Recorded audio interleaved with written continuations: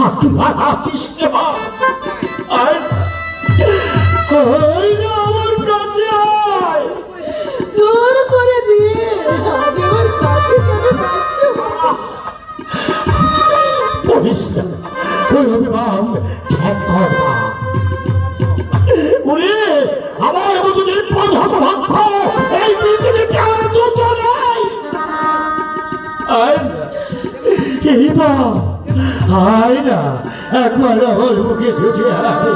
ছোটবেলার মতো ছুটে এসে আমার গলা জড়িয়ে ধরে শুধু একবার তুই আমাকে বাবা বলে ডাক বাবা।